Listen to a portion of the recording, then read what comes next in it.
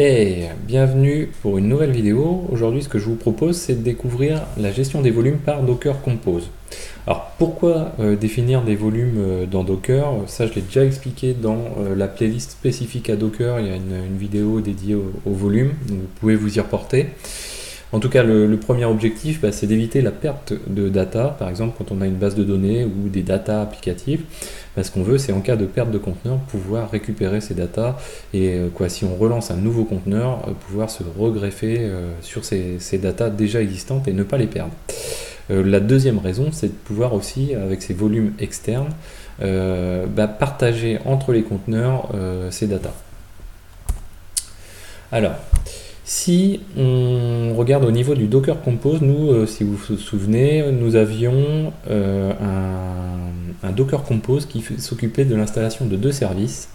L'installation d'un service applicatif à base de Flask Python et un service Redis donc qui est là pour la base de données. Donc nous, en l'occurrence, on va s'occuper de cette partie-ci.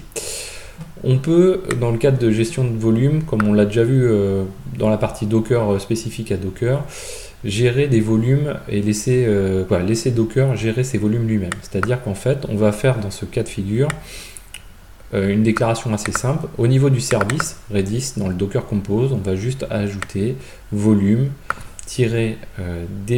data /data. Et on va ensuite, de la même manière qu'on a créé un network, créer un volume .db data. Ça, c'est pas mal, mais c'est pas suffisant.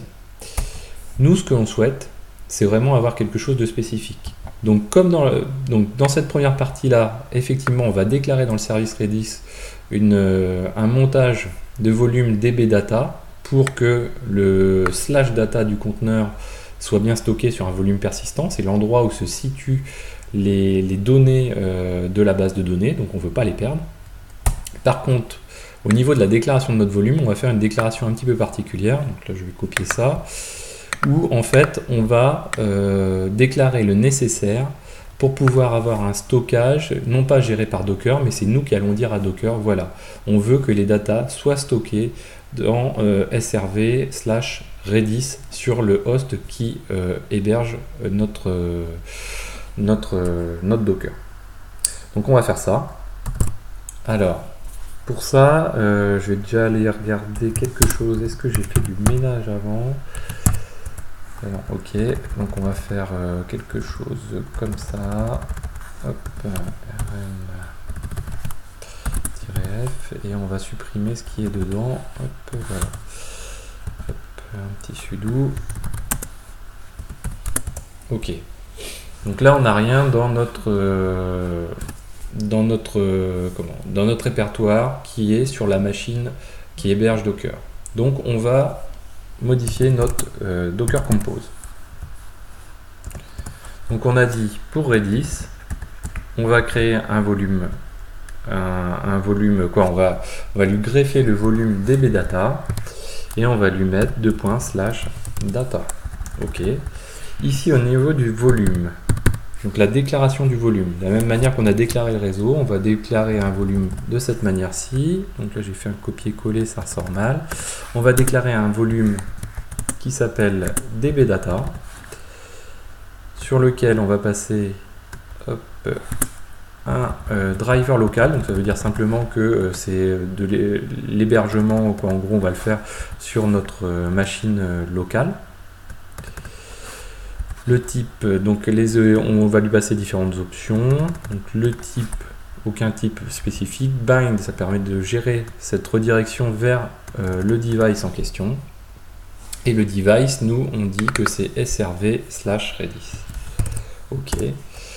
Donc là, on a préparé tout. On fait un Docker Compose, up-d-build. Et on lance la création de nos services avec la création de notre volume. Donc notre volume, vous voyez qu'il a bien été créé ici, db data. Donc si on regarde, si on fait un docker volume, maintenant qu'on a récupéré la main ls, on a bien un volume data qui a été créé ici. Si je fais un docker inspect sur ce nom de volume, on va avoir plus d'éléments. Et là, il nous dit que, en gros, on a bien l'option de device qui a bien été déclarée pour stocker les datas sur SRV Redis. Ok. Donc, nous, ce qu'on va faire, on va utiliser le script. Donc, vous vous souvenez peut-être du script que j'ai mis déposé à la racine. Donc, n'hésitez pas à récupérer. Donc, je vais mettre le lien dans la description, les différents éléments. Donc, qui fait un curl pour vérifier ce que ma base de données contient, qui fait un post, une requête post en HTML pour updater, charger des données, insérer des données dans la base de données, et un autre curl pour vérifier que ces données ont bien été ajoutées. Pardon. Donc là, on fait ça. Voilà, donc vous voyez, ça fonctionne. À chaque fois, j'ai l'état de la base de données initiale, ce que je poste dans ma base de données, et l'état de ma base de données à la suite. Donc là, ce qu'on va faire, on va faire un docker compose done, comme si on perdait tous nos services. Donc, on va faire ça. Et derrière, sans même réfléchir, ce que je vais faire, c'est que je vais relancer un up-d pour recréer mes services. En me disant, voilà, mes données ont été stockées de manière externe, et donc, logiquement, je dois retrouver l'état de ma base de données à l'arrivée. Si c'est le cas, quand on va relancer notre script, on aura nos datas qui seront présentes. Donc là, on va vérifier nos datas. Et vous voyez que l'état de ma base de données à l'origine, c'est bien celui-ci qu'il faut regarder. J'avais 2 éléments dans ma base de données, là j'en ai toujours 2. Donc, les datas n'ont pas été perdues et ont été stockées à l'extérieur. L'autre intérêt de pouvoir avoir ce volume externe, c'est de pouvoir faire, alors on va supprimer tout ça, on va faire un down, et on va retourner éditer. Hop, voilà. Donc là, on va retourner éditer notre Docker Compose. Et là, l'autre intérêt, c'est de pouvoir dire ici très facilement, en plus de partager du réseau, je vais partager entre mes 2 conteneurs le même point de montage, en fait, db data. ./data. Ok. Donc là, on va dire c'est plutôt cool. On partage la même chose. Je pourrais le nommer même autrement. Je pourrais dire database. Voilà, toc. Et là, je relance la création. Donc là, on va faire up-build pour être sûr. On relance la création de tous nos éléments. Alors pourquoi invalide? Because il a un petit problème au niveau des volumes. Hop, db data, database. Qu'est-ce qu'il y a? Ah voilà, on a un petit espace qui manque. Voilà, hop, on relance la création de tout ça. Et donc là, ce qui est cool, c'est qu'on va avoir quand même quelque chose de partagé, un point de montage. C'est comme si on faisait un montage vraiment, montage NFS ou autre, entre nos 2 conteneurs.